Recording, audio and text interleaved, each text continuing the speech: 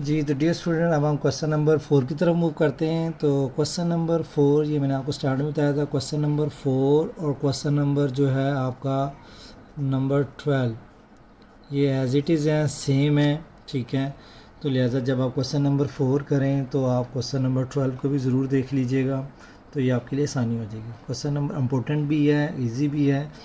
इसमें हमें गिवन है जी Z1 गिवन है, हमें 2 + 3 योटा, Z2 गिवन है 1 - अल्फ़ा योटा।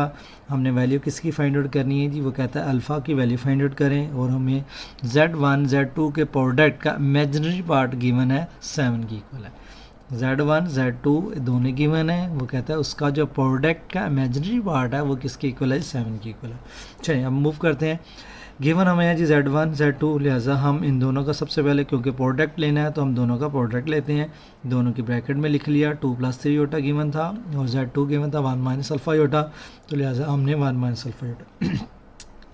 अब इसको हम मल्टीप्लाई करते हैं। 2 × 1 = 2, 2 को अल्फ़ा योटा से मल्टीप्लाई करेंगे तो हमारे पास क्या आ जाएगा, 2 अल्फ़ा। अच्छा, यहाँ एक चीज़ मैं आपको साथ ये बता दूँ, बुक पे शायद योटा यहाँ पे मिसिंग है, तो इसको यहाँ पे आप योटा ज़रूर लिख लीजिएगा।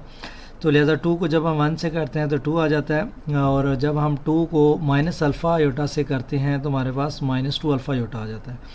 3 योटा को जब हम 1 से करते हैं तो 3 योटा आ जाएगा। 3 योटा को माइनस अल्फ़ा योटा से जब मल्टीप्लाई करते हैं तो -3 अल्फ़ा योटा स्केयर आ जाएगा, क्योंकि अयोटा अयोटा अयोटा स्केयर आ जाएगा। आपको पता है अयोटा स्केयर किसके इक्वल होता है जी, -1 के इक्वल होता है।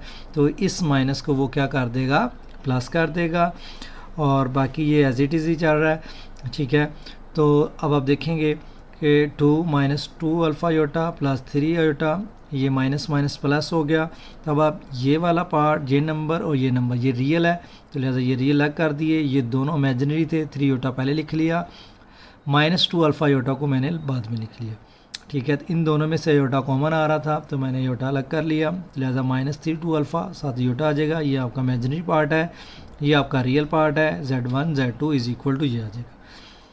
अब यहाँ मैंने लिखा इमेजिनरी Z1 Z2, तो अब आप इक्वेशन में देखोगे तो इसका जो इमेजिनरी पार्ट है Z1 Z2 का वो बनता है 3 - 2 अल्फ़ा। अगर यहाँ मैं रियल लिखता तो रियल बनना था 2 + 3 अल्फ़ा, लेकिन क्योंकि अब हमने क्वेश्चन की तरफ अगर मैं देखा, क्वेश्चन की तरफ अगर आप मूव करते हैं तो उसमें हमें imaginary Z1 Z2 is equal to 7 कहा हुआ है। तो लिहाजा सबसे पहले हमने प्रोडक्ट लिया, प्रोडक्ट लेने के बाद मैंने इमेजिनरी लिखा। इमेजिनरी लिखने के बाद इमेजिनरी हमारे पास 3 इस इक्वेशन का जो इमेजिनरी था वो 3 - 2 अल्फ़ा था, लेकिन जो हमें गिवन था वो किसके इक्वल था, 7 था। ये आप देख लें, क्योंकि imaginary Z1 Z2 is equal to 7 था, तो इसलिए मैंने यहाँ पे क्या लिखा है, ये 7 लिखा है। ये हमें गिवन था, ये आप लिख सकते हैं, ये हमें गिवन था, तो ये लिहाजा ये हमने गया। लिहाजा यहाँ से हम इजीली अल्फ़ा की वैल्यू फाइंड आउट कर सकते हैं। ये -2 अल्फ़ा उस साइड पे क्या हो जाएगा, +2 अल्फ़ा हो जाएगा। -7 +7 इधर आके -7 हो जाएगा। 3 में से जब -7 करोगे -4, और 2 इसके साथ क्या हो रहा है, अल्फ़ा के साथ मल्टीप्लाई हो रहा है। जब आप डिवाइड करोगे तो अल्फ़ा की वैल्यू क्या आ जाएगी, -2 आ जाएगी। ये हम अल्फ़ा की वैल्यू इस तरह आसानी से फाइंड आउट कर सकते हैं। ये ईजी था क्वेश्चन। ठीक है,